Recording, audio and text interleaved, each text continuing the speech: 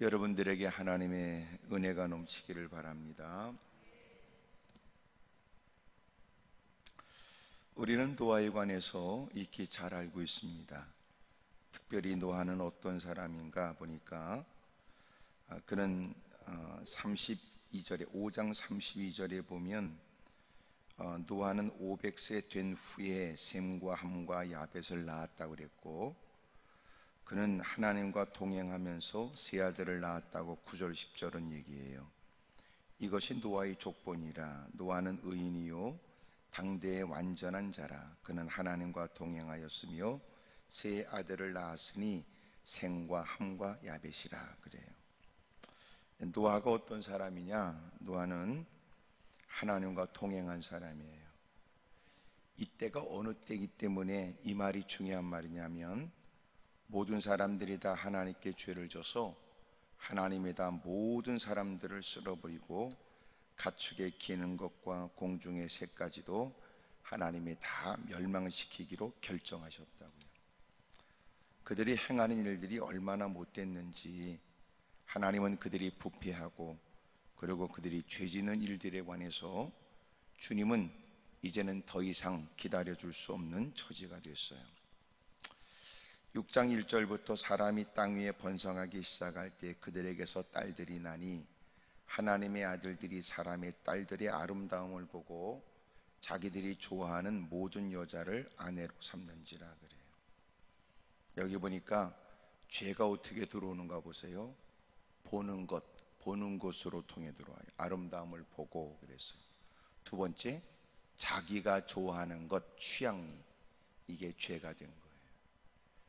여러분, 언제나 그래서 신앙생활 바로 한다는 것은 내가 좋아하는 취향은 존재하지만 언제나 주님이 기뻐하시는 것이 더 중요한 일이 되어야 돼요. 오늘 제가 그런 생각을 했어요. 여행자하고 순례자는 뭐가 다를까? 우리는 순례자라고 그래요. 예수님이 이 땅에 행하신 행적을 쫓아 또 훌륭한 믿음의 사람들의 행적을 따라서 우리는 그렇게 순례자의 길을 걸어요. 여러분, 순례자하고 여행객은 뭐가 다를까? 프랑스에서 출발하여 스페인의 산티아고 소위 순례자길이 약 대부분 한 40일 길을 걷는데요.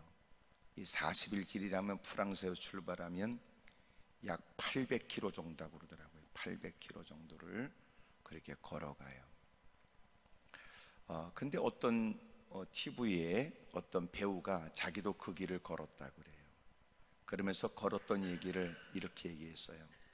자기가 걸으면서 보니까 자기가 나름대로 충분히 줄여서 배낭을 가지고 갔는데 계속 걷다 보니까 더 버리게 되더래요. 다 필요 없더래요. 그래서 여성으로서 가장 있어야 될 것 같은 화장품도 다 버렸대요. 왜냐하면 너무너무 힘드니까 가방에 뭐가 들어있는 게 너무너무 힘들어서 다 버렸대요. 다. 그래서 순례자들이 가서 이렇게 잠깐 묵는 곳에 뭐 호텔이나 이런 것도 없고, 또 그렇게 순례하겠다는 사람이 편하게 쉬겠다는 뜻이 아니니까, 그러니 가면요 전부 다 땀에 찌들어서 제대로 씻지도 못하고 하는데, 막 처음에는 그 사람들 막 발냄새 못 잔대요. 근데 쭉 걷다 보면 지도 골아 떨어진다는 거예요. 전혀 문제될 게 아무것도 없대요. 그리고 그곳에 이렇게 보면 순례자들이 걷다가 자기도 다 불필요해가지고 놓고 간 것들이 많대요. 왜 이런 걸 놓고 갔을까 싶은데 자기 것도 다 끄집어내서 다 두고 간대요.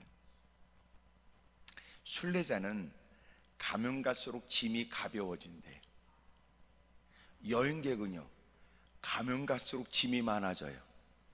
왜냐하면 가면 이것도 사야 될 것 같고 저것도 사야 될 것 같으니까. 그래서 여행하는 사람들이 가방을 대부분 큰 걸 갖고 가되 비워놓더라고요. 그러면 가는 곳곳마다 이것저것 주워 담아가지고 가방을 채울 뿐만 아니라 또 새로운 가방을 들고 한 손에 또 들고 또 온다고요.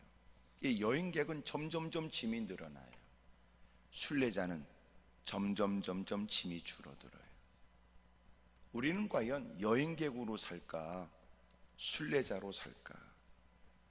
점점점 주님을 배울 날이 가까울수록 세상의 탐욕적인 모습에도 변화가 있고, 이것조차 있어야 된다는 것마저도 다 던져버리는 거예요.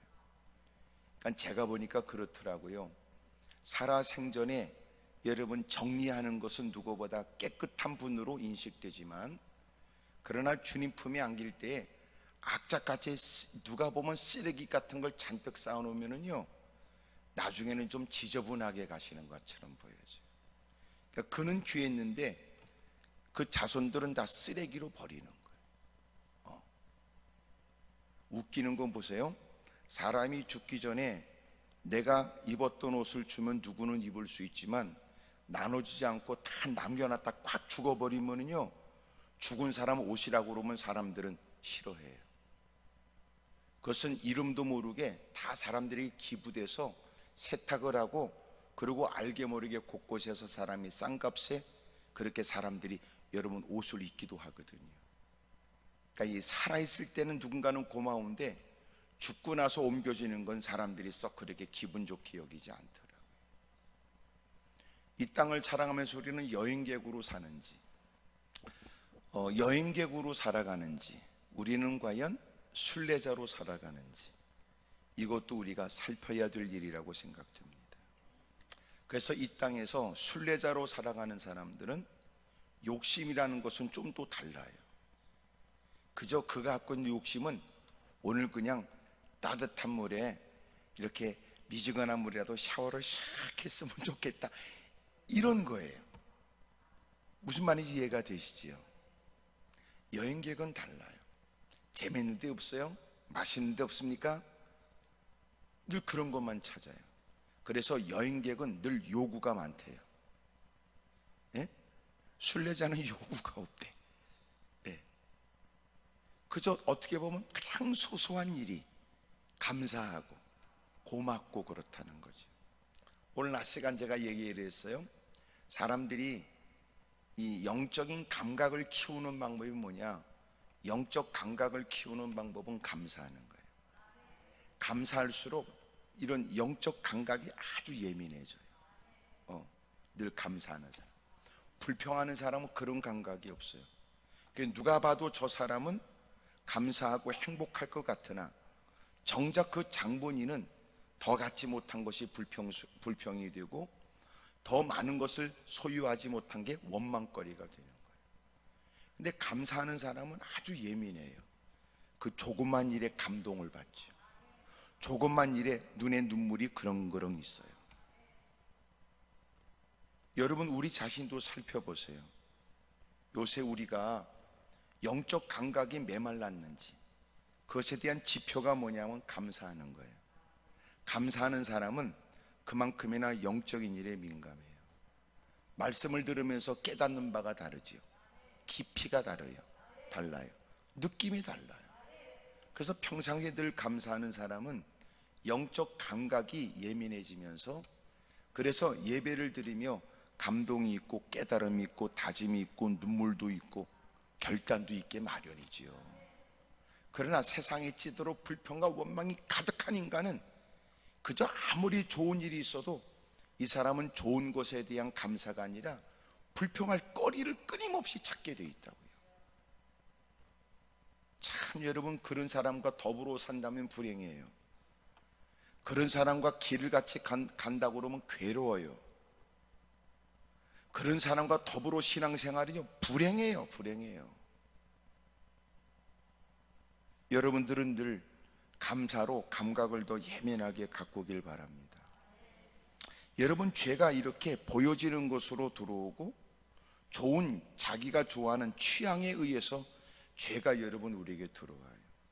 하나님이 기뻐하시는 것이 무엇이냐, 이게 아니고 자꾸만 우리는 자기 스타일을 자꾸 강조해요. 자기 취향을 얘기한다고요. 트렌드를 얘기해요. 대단히 위험해요. 그러면서 급기야 다른 사람이 지지를 받으면 충분하다고 생각하고, 자기의 취향에 맞으면 이것으로 넉넉하다고 생각할 뿐이지 하나님이 뭘 기뻐하지는 다 상관없는 일이 되어버린다. 그러면서 분위기 속에 취하여 전혀 하나님이 기뻐하지 않는 그릇된 일만 하다가 부끄러운 자가 되고, 자기 취향만 쫓다가 주님 앞에 서서는 마침내 악하고 괴로운 종이라고, 그러고는 바깥 어두운 곳에 던져져 이를 갈며 슬피 우는 인생이 되어버려요. 노아 때 가슴 아픈 건 사람들은 보여지는 것에 마음을 두었고 자기의 취향을 쫓아 모든 일을 결정하며 살았습니다. 그들은 하나님께 범죄하게 되었고 하나님을 아랑곳하지 않는 인생이 되었으니 하나님이 모든 인생들을 다 죽여버리려고 주님이 결정하신 거예요. 그럴 때 노아는 하나님께 은혜를 입었어요. 그의 삶이 어떠한가 성경에 가르쳐주는 건 하나님과 동행한 사람이에요. 의인이 누구예요? 하나님과 동행한 사람이에요. 완전한 자라고 그랬어요. 그는 하나님과 동행한 사람. 하나님과 동행한다는 말이 무슨 말일까요? 누구와 동행한다면 우린 뭐가 필요해요? 여러분, 가는 목적지가 같아야 돼요. 그래야 동행이 되죠. 어떻게 동행이 가능해요? 여러분, 무엇보다도 내가 하나님과 동행한다면 하나님과 뜻을 같이 해야 돼요. 그래야 동행이 가능하죠. 하나님의 뜻과 같다고 하는 말이 무슨 말이에요? 주님이 좋아하는 것에도 그는 좋아하고 주님이 싫어하는 것을 그도 싫어해야 돼요. 이런 게 같지 않으면 동행이 불가능해요. 때로는 낯선 사람이라도 서로가 뜻이 맞으면 여러분 오랫동안 서로가 만나 지낸 사람처럼 행복하지만, 우리가 누군가를 잘 안다고 하는 것은 그 사람을 오래전부터 내가 이름을 알고 내가 안다는 개념으로서 그것이 곧 친하다는 개념이 아닐 수도 있어요. 그러다가 모르지 않는 사람이나 모처럼 기회를 쫓아 그렇게 길을 걷게 되거나 모처럼 가고 싶은 길을 가게 되었을 때 버겁기 시작하지요. 어려워요. 당연히 힘들지요. 뜻이 맞지 않으니까요. 서로가 피차 얼만큼의 거리를 두고 서로가 만날 때는, 서로가 업무라고 하는 것을 통해서 서로가 그렇게 모르지 않는 사람으로 지낼 때는 괜찮았는데, 같이 여러분 자고 같이 먹고 같이 여러분 움직이면서 사람들은 서로가 상처를 입기 시작해요. 더 이상 동행이 안 돼요. 짧은 시간도 곤욕스럽지요. 며칠을 지낸다는 게 캄캄한 거예요. 어려워요. 여러분, 하나님과 동행했다는 말이 무슨 말이에요? 철저히 내가 죽어야 돼요. 내가 없이는 안 되지요. 내가 있으면 안 돼요. 동행이 안 돼요. 하나님과 동행한다는 건 뭐예요? 철저히 하나님께 맞춰진 거예요. 그렇지 않으면 어떻게 하나님과 동행이 된단 말입니까? 하나님의 영광, 여러분, 이것이 그에게는 분명한 것, 분명한 일이 아니면 어떻게 하나님과 동행이 돼요? 어려워요. 소위 우리가 누구와 동행을 하면서 외면할 수 없고 존중해야 되고, 여러분 당연히 그분의 뜻을 지지해야 되지만, 그러나 같이 움직이는 처지에는 어쩔 수 없이 겉으로는 그렇게 맞추는 것 같지만 속으로는 가뜩이나 원망과 불평이 쌓이는 경우도 있다고요. 하나님과 동행이 쉬운 거 아니에요. 우리는 교회는 나올 수 있어요. 예배 자리에 동참할 수는 있어요. 하지만 동행은 어려워요. 프로젝트에 동참하는 것도 때로는 갈등이 많은데, 여러분 먹고 입고 자고 늘 살아가는 일이 늘 동행된다는 게 어떻게 그냥입니까? 내가 없어야 돼요. 많은 사람들은 보는 일에 마음을 빼앗기고 자기의 취향을 쫓아 그릇된 일을 서슴없이 행할 때, 노아는 무사람과 비교되어지는 삶을 살았어요. 그는 하나님과 동행한 거예요. 여러분, 이렇게 모든 사람이 타락하여 하나님이 다 죽이기로 결정하셨을 때, 여러분 그를 살리시겠다고 하는 하나님의 뜻이 있을 때는 그가 말하는 하나님과 동행은 뭘까요? 무사람과 다른 거예요. 하나님과 동행하는 만큼 무사람들과 다른 거예요. 우리에게서 가장 어려운 일이 뭐예요? 하나님을 섬기는 것은 까짓것 내가 그 존귀하신 하나님을 섬긴다는 건 가능할지 모르지만, 여러분, 나와 더불어 살아가는 이 땅의 무사람들을 그들과 완전히 구분되거나 구분된 것 때문에 누군가에게 험담 얘기를 듣거나 내가 그들과 다른 길을 걸으면서 그들에게 미련하다는 얘기를 듣게 되거나 내가 평상시 아무것도 아닌 인간들에게 함부로 내뱉는 얘기를 들어야 된다는 건 쉬운 일이 아니죠. 그런 중에도 동행을 해요. 오늘 여러분에게 질문하는 거와 마찬가지예요. 여러분이 말하는 동행이 뭐예요? 예배 드린다는 게 동행이 아니에요. 예배는 뭐예요? 내가 그런 얘기를 하잖아요. 예배는 예배자로 살았던 삶이 있는 사람이 그렇게 각자 흩어진 곳에서 모인 것이다. 이것이 여러분 예배일 수 있지. 아닌 말로 삶의 현장에는 철저히 하나님을 외면하거나 하나님 없이 지 맘대로 살았던 사람이 예배 자리에 앉아 있는 것이 예배자가 아니에요. 쉬운 말로 말하면 여러분, 진정한 예배자는 예배 이전의 삶이 있어야 그런 사람이 모인 그것이 예배자라고 말할 수 있어요. 주일날 예배를 드려요. 그 사람은 6일 동안의 삶이 있어야 예배자예요. 6일 동안의 삶이 없이 예배를 드린다. 이건 예배자가 아니에요. 예배에 참석한 사람이라고 말할 수 있겠지요. 구경꾼일지도 몰라요. 그는 예배에 그냥 참석한 사람일지 모르지만 그가 예배자라고는 말할 수는 없단 말이에요.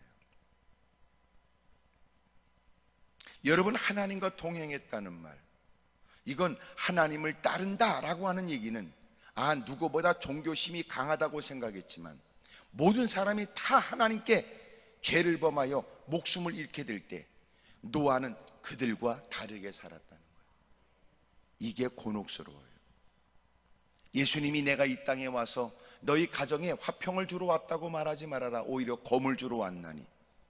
예수님을 나의 주님이라고 영접하는 순간 여러분, 그에게 가장 중요한 우선순위가 바뀌죠. 남편이 아니었어요. 아내가 아니에요. 자식이 아니에요. 부모도 아니에요. 주님이 우선이 된 거예요. 주님이 먼저가 되면서 문제가 생기죠.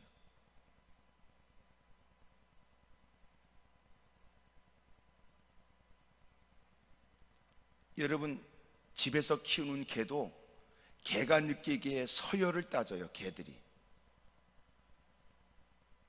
자기를 사랑하는 사람, 자기를 좋아하는 사람, 그 사람이 그에게는 첫 번째 서열이 되지요. 그렇지 않으면 다른 사람은 다른 서열이 돼서요, 개들도 우습게 봐요. 거기다 더 개판인 집구석은요, 개가 제1이야. 제일 먼저야. 서열 제1위. 그러면 집구석이 개판이에요. 그때 되면 개가 원하는 대로 해줘야 돼요. 개가 성질나면 콱 물어버릴 수 있어요. 주인이라도. 개가 원하면 뭐든지 할 수 있어요. 그리고 집구석은 전부 다 벌벌 떨지요. 개판 되는 거예요. 이거를 훈련시키더라고요. 네가 서열이 1위가 아니라는 걸 분명히 가르쳐주고. 요새 하여튼 개판인 집구석 많아요. 지금 가만히 있는 거 보니까 생각하고 있는 모양이죠.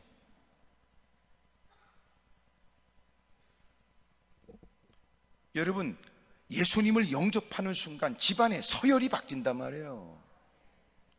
주님이 첫 번째가 되니까 당연히 혼란이 오죠. 당연히 혼란이 오죠. 그러나 우리는 이것이 가족들을 위한 일이라는 걸 우리는 믿어요.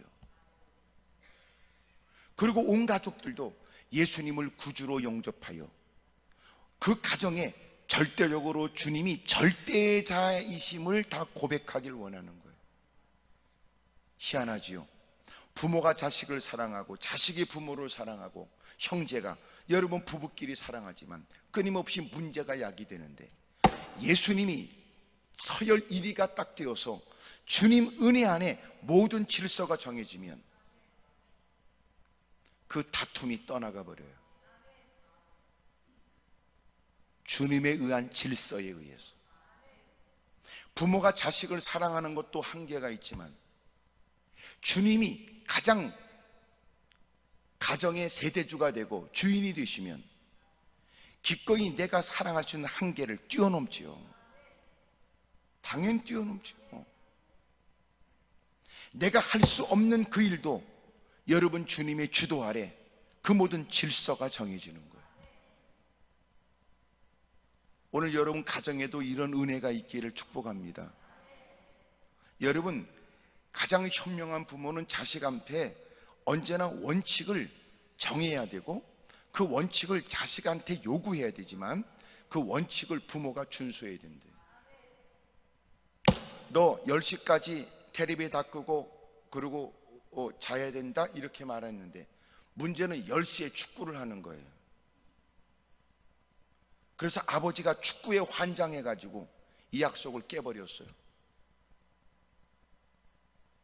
그리고 어떨 때는 괜찮고 어떨 때는 안 돼요. 자식들은 그때부터 뭐가 있어요? 원칙 없이 눈치를 봐요. 부모가 기분 좋으면 오늘 볼 수가 있어. 부모가 기분 나쁘면 오늘 볼 수가 없지. 그게 자식을 키우는 여러분 모든 부모의 동일된 모습이에요. 모든 사람이 다 주님을 등졌을 때 그런 중에 노아는 주님을 섬긴다는 게 쉬운 거 아니에요. 왜 그래요? 죄의 특징을 잘 보세요. 죄는 나 혼자 죄를 졌다 못 견디는 겁니다. 왜? 나 혼자 죄인이니까. 그래서 죄인인 한 사람은 자기처럼 죄 짓는 인간들을 찾아다녀요. 근데 죄 있는 사람이 없으면 누구든지 죄를 짓게 만들어요. 그래야 혼자만 죄인이라는 이 견딜 수 없는 고통을 면할 수 있어요. 다른 말로 얘기할게요. 죄인이 나만 죄인이라면 너무 괴롭지만 다 죄인이면 죄의식이 약화돼 버려요. 그래서 누군가는 이렇게 얘기해요. 너만 죄인 아니야. 다 죄인이지. 그러면 괴로움은 덜한데 다 깨끗한데 나만 죄를 졌어요. 너무 괴로운 거예요. 그래서 죄인들의 특징이 뭐냐면 자기 혼자만 죄를 짓지 않아요. 다른 사람도 죄를 짓게 만들어요. 그래야 혼자만 죄인이라는 견딜 수 없는 고통을 벗어날 수 있다고 생각해요. 그러므로 죄인 한 사람이 들어오면 그가 회개하고 돌이켜야 되는데 그 사람이 죄인을 만들기 시작해요. 그러므로 교회는 죄인을 받아들이기 위해 늘 그 사람이 와서 그 사람에 의한 영향을 받는 게 아니라 이미 들어와 있는 사람에 의해서 그가 회개하고 의인이 되도록 만들어야 돼요. 쉬운 일이 아니에요. 오래전의 일인데 어느 목사님 아들이 참 여러분 공부도 잘했고 신실했어요. 그 교회에 또래 친구들이 들어왔어요. 근데 얘네들은 누구냐면 학교에서 일진들이에요. 목사님 아들은 키도 크고 아주 잘생겼어요. 마침내 일진이 들어왔는데 목사님이 너 쟤네들을 잘해서 예수님 믿게 해야 돼. 목사님 아들로서 신앙생활 잘했으니까 네가 쟤네를 잘해서 예수님 믿게 해라. 그래서 그 아이들과 보내는 시간이 많아졌어요. 그래서 놀라운 변화가 일어났어요. 그 아이도 일진이 됐어요.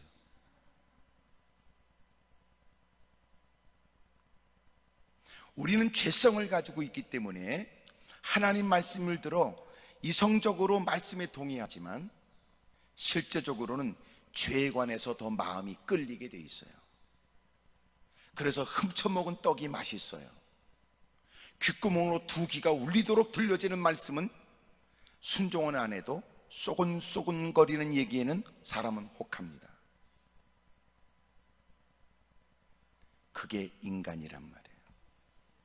그러므로 교회가 죄인들을 받아들이기 위한 교회는, 교회 안에 들어와 있는 사람은 그가 들어와 끊임없이 교회 안에서조차 자기와 비슷한 사람을 찾거나 자기처럼 그렇게 그릇된 사람들을 만들려고 하는 시도가 있을 때도 그런 일을 넉넉히 뛰어넘어 그런 일에 흔들림이 없이 그들을 선한 길로 이끌어가며 그가 변화되기까지 기다려주고 참고 위하여 그들을 도울 수 있는 힘이 있어야 돼요.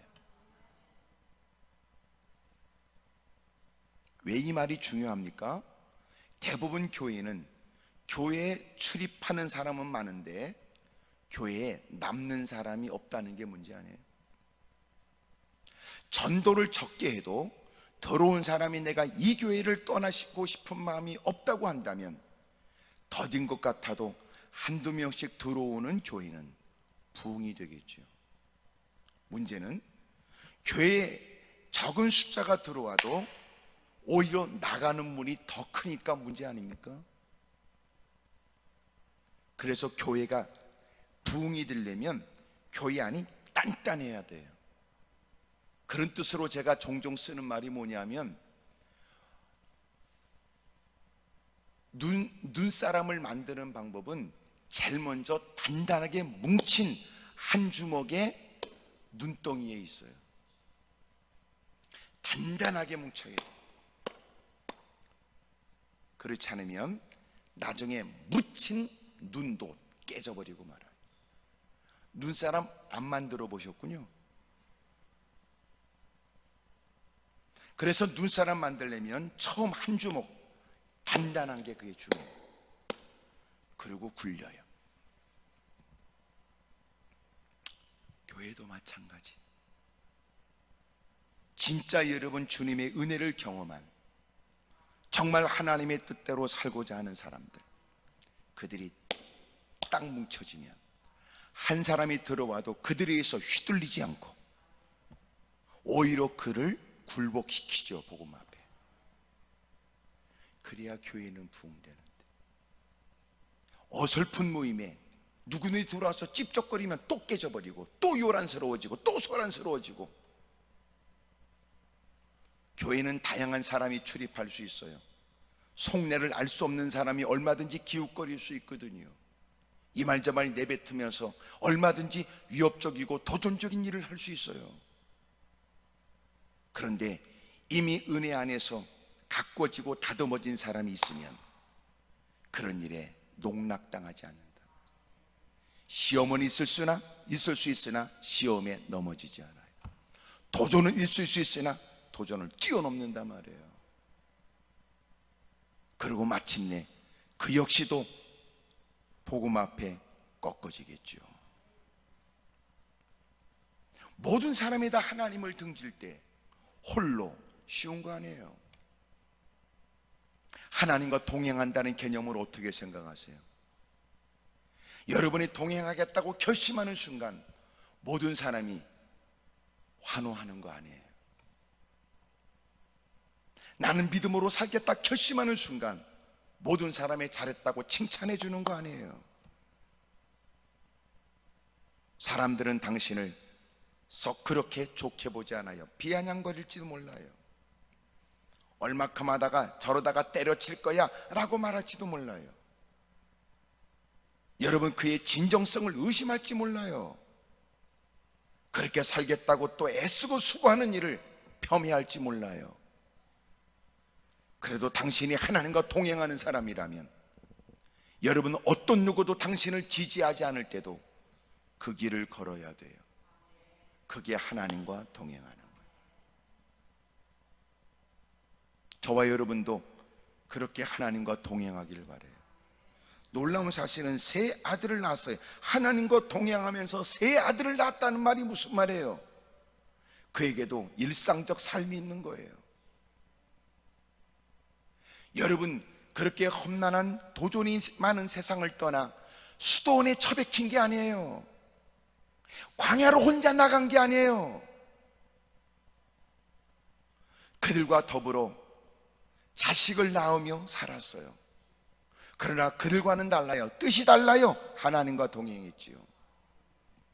삶이 달라요. 주님을 따랐어요. 그 다소의 사람들의 눈총을 받으면서도 기꺼이 주님만 바라본 거예요.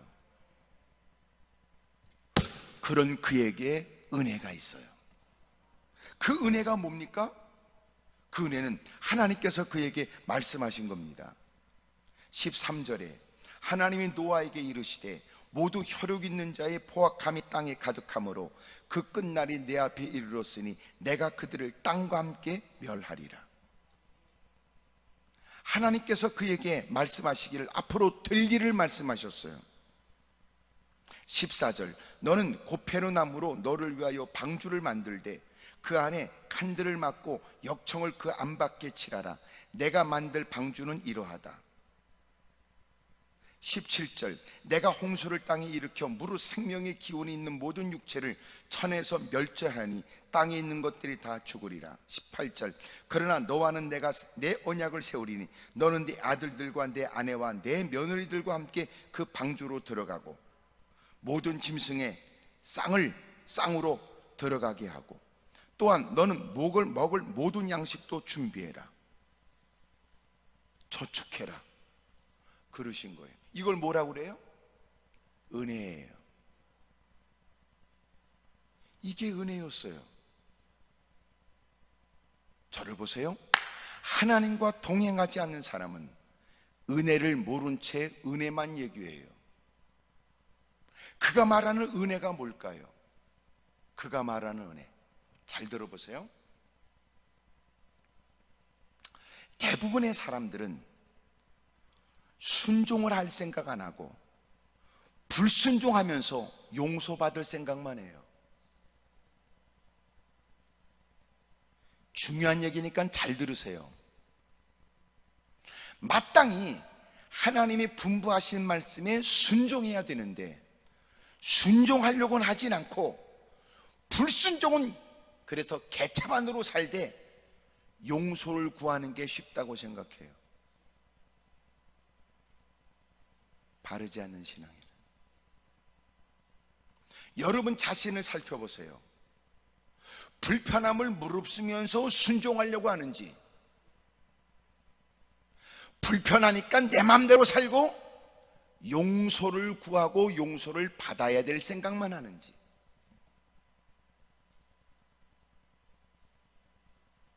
우리가 말하는 은혜는 내 마음대로 살고 몇 마디 쭝얼거려 회개하면 용서받으면 된다, 이것을 은혜로 생각하는 건지, 하나님은 그 많은 사람 가운데 나를 주목하여 나를 통해서 뜻을 이루시고자 내가 해야 될 일을 내게 말씀하시는 것을 은혜로 여기는지.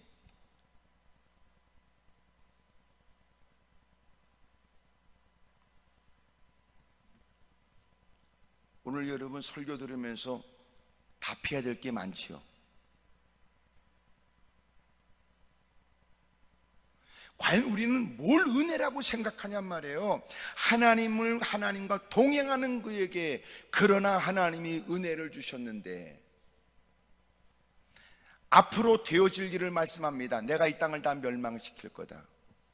두 번째, 너는 방주를 짓거라. 세 번째, 모든 짐승들을 다 집어넣고 그 모든 것들이 먹을 양식을 준비해라. 그게 은혜였어요. 예수님이 이 땅에 오시면서 남자를 알지 못하는 마리아에게 네가 은혜를 입었도다. 네가 아들을 낳으리니 이름을 예수라고 해라. 남자를 알지 못하는 내가 어떻게 아이를 낳습니까? 결혼과 같은 뜻의 정원한 여인으로 내가 만약 다른 남자의 아이를 갖게 된다면 이것은 돌에 맞아 죽게 되는 가장 못된 행실을 한 여인이 되는데, 아니 내가 어떻게 아이를 갖는단 말입니까? 여러분, 주님이 그에게 베푸시는 것은 은혜였어요. 지금 천주교에서는 그 마리아를 신성시 하니까 이것처럼 여러분 또 더러운 죄가 또 어디 있습니까? 마리아는 우리와 똑같아. 모든 사람이 죄를 범하여,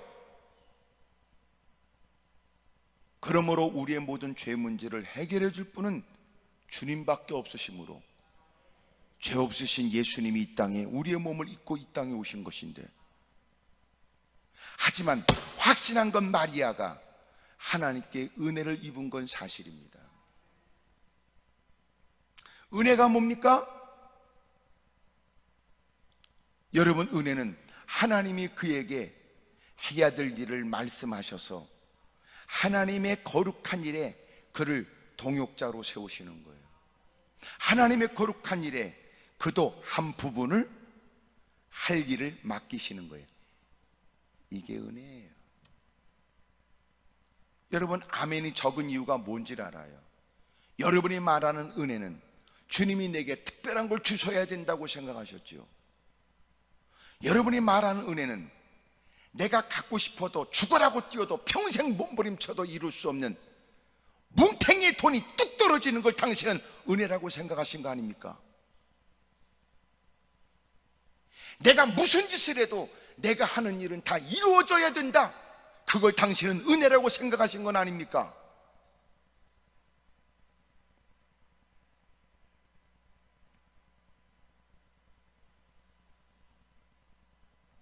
그러니 마땅히 해야 될 일은 할 생각은 안 하고 지 맘대로 살면서 하나님 용서해 주세요, 그렇게 생각하고 살아가는 게 이게 잘못된 일이라. 아멘하기 못하면 고개라도 끄덕거려요. 순종하는 것보다 용서받는 게 더 쉽다고 생각하는 사람, 순종하는 것보다도 오히려 회개하고 용서를 구하는 것이 손쉬운 일이라고 생각하는 게 얼마나 무서운 얘기입니까?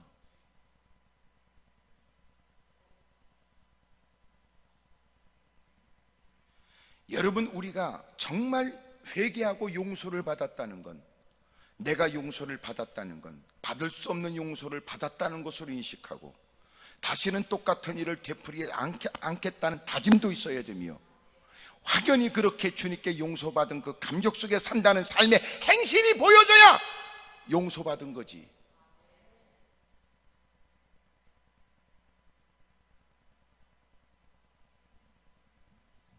정말 여러분 순종해야 되는데 순종은 안 하고 몇 마디 중얼거리고 용서해 주세요, 됐지요? 저 회개했습니다, 그따구로 하는 게 용서라고 생각하고 회개라고 생각하여 그것이 더 쉽다고 생각하는 건 마귀적이란 말이에요.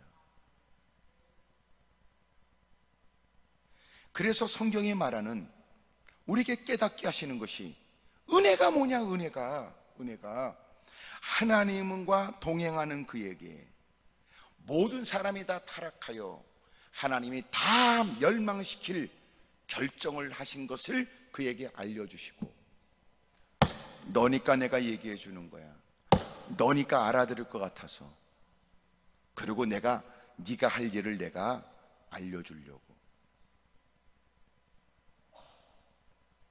그게 은혜였어요. 놀라운 거 보세요.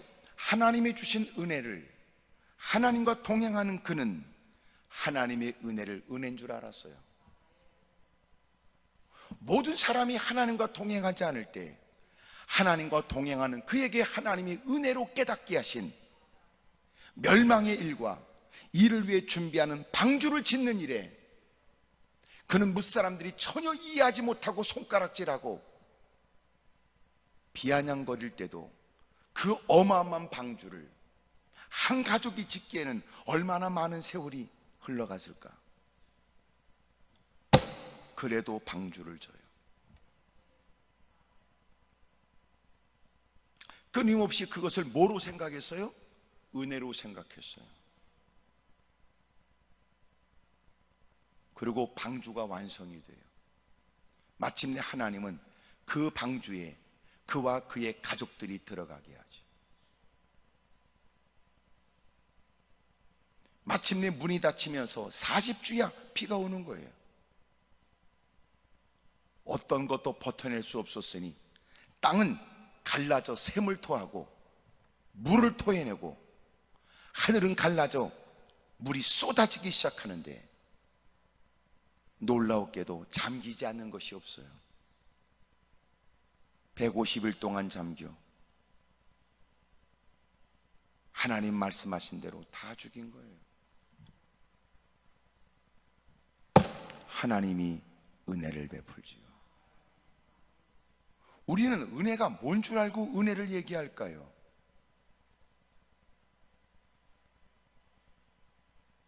사랑하는 여러분, 순종하는 것보다 용서받는 게 더 쉽다는 것은 이것은 하나님을 우롱하는 일이란 말이에요. 용서를 받는다는 건 이제는 주를 위해서 목숨 걸고 어떤 어려움 속에도 그렇게 순종한다는 개념이어야 하지만, 용서를 자기가 무슨 짓을 해도 괜찮다는 것으로 이용하는 것은 하나님을 농락하는 거 아니냐 그 말이에요.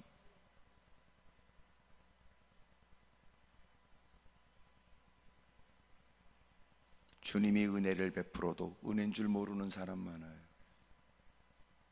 귀찮으니까 싫답니다. 왜 나한테 그런 일을 맡기냐고 떠버립니다. 그래서 하나님은 아무한테나 이런 감동을 주는 게 아니란 말이에요. 그래서 하나님의 은혜를, 이미도 은혜를 감사하는 그가 예민해진 감각으로 주님이 은혜로 깨닫게 하시는 일을 그는 누구보다 민감하게 반응하고, 하나님은 그를 통하여 주의 뜻을 이루시지요. 같은 자리에 앉아 말씀을 들으면서 똑같은 말씀을 듣는데 누군가는 전혀 의미 없이 그럭저럭 시간만 때우다가 자리를 박차고 떠나갈 때 누군가는 눈물이 있고 감동이 있어요. 은혜를 받고 감동을 받는 사람이 미련할까요? 은혜를 받고 여러분 감동하여 그런 일에 반응을 보이는 사람, 기꺼이 어려움을 감수하면서라도 기꺼이 그것은 해야 될 일로 감행하는 사람,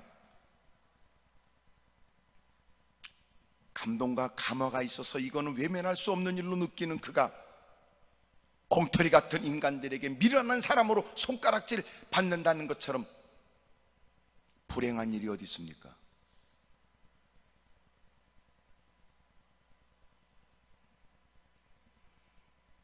기꺼이 은혜를 은혜인 줄 아는 그는 주님이 말씀한 대로 기꺼이 다 순종해요. 그의 모습에 관해서 6장 22절에 노아가 그와 같이 하여 하나님이 자기에게 명령하신 대로 다 준행했습니다. 7장 5절 노아가 여호와께서 자기에게 명령하신 대로 다 준행했습니다. 9절에 하나님이 노아에게 명령하신 대로 16절 들어간 것들은 모든 것의 암수라 하나님이 그에게 명하신 대로 들어가매 그는 기꺼이 하나님 말씀에 순종해요. 하나님 말씀대로 준행해요. 그는 은혜를 은혜인 줄 아는 사람.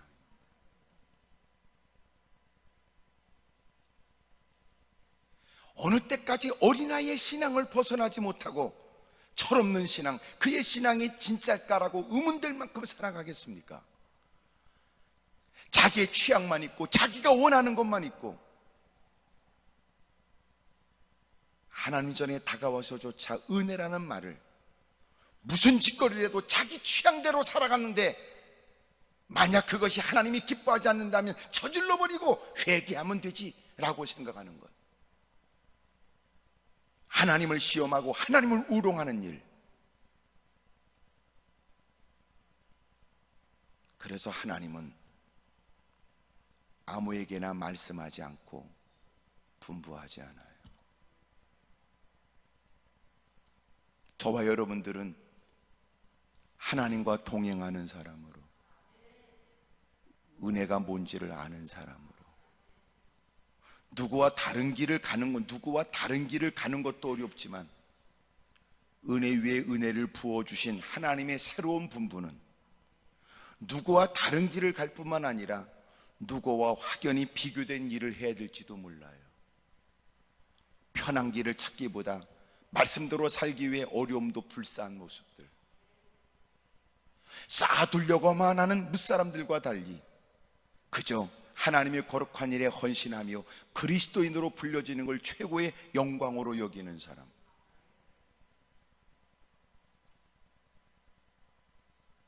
하나님이 우리에게 감동을 주고 감화를 주셔서 감수하게 하시며 감행하게 하시는 일들은 아무한테나 주는 것이 아니니 감사하는 사람에게 여러분 있는 예민한 감각에 그는 은혜를 은혜인 줄 알아요.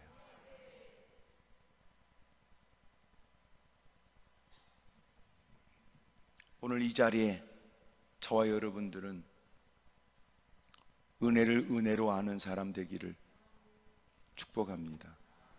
그래서 우리는 그 일을 위해 어떤 어려움도 불사해야 될 책임이 있지만, 하나님의 전을 출입하는 사람이라도, 하나님을 모르지 않는 듯한 사람이라도, 하나님을 제대로 알지 못하는 사람은, 하나님과 동행하지 않는 사람은 여러분 감각이 있을 리가 없어요. 예배 드리면 되지 뭐, 예배 드렸어? 안 드렸어? 이걸로 끝나고. 그러나 놀라운 건 진정과 하나님과 동행하는 사람, 은혜를 은혜인 줄 아는 사람은 예배는 끝의 의미가 아니라 예배는 오히려 새로운 시작의 의미란 말이에요. 하나님이 주는 감동에 그의 생각의 변화가 일어나고, 주님이 또 그를 자극하여 부정할 수 없는 감각해 하신 일 때문에 감동을 뛰어넘어 감화가 되고, 새로운 결단이 생겼으니까 어떤 어려움을 불사하고라도 감수해야 될 일이지만 기꺼이 서슴없이 그 일을 행한단 말이에요. 그리고 하나님은 그를 통하여 지금도 영광을 받으시죠. 오늘 저와 여러분도 하나님과 동행하는 사람인지 묻고 싶어요. 당신에게 은혜는 무엇을 말하는지 묻고 싶어요. 한때 감각이 있어서 성령께서 내게 깨닫게 하셨어, 하나님이 자꾸 그런 감동을 주시네 라고 했던 사람, 요새는 그런 감동이 없으면요, 당신은 신앙이 거지 같아진 거예요. 무엇인가 마음을 빼앗겨 염려 근심에 마음이 감각이 무뎌진 거예요. 그 어떤 것에 쫓겨 마땅히 하나님께서 깨닫게 하시는 그것을 느낄 만한 감각을 잃어버린 거예요.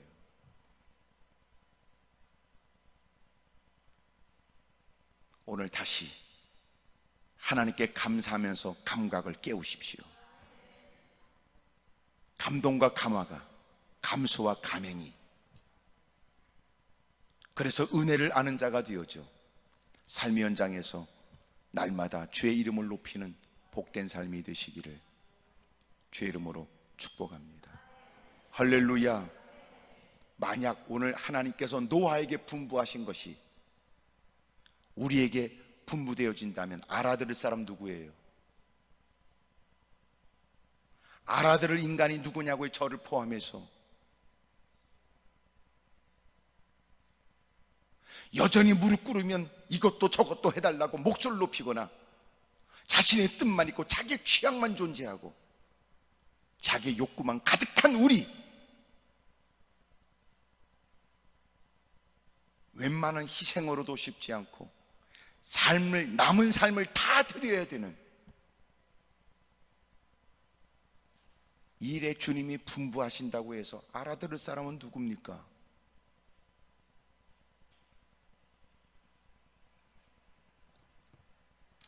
그래서 전적으로 하나님과 동행하는 그에게 은혜를 베풀어 되어질 일들, 그가 해야 될 일들,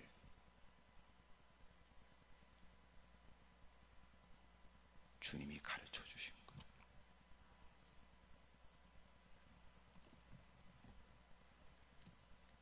은혜를 아는 사람 되시길 바랍니다.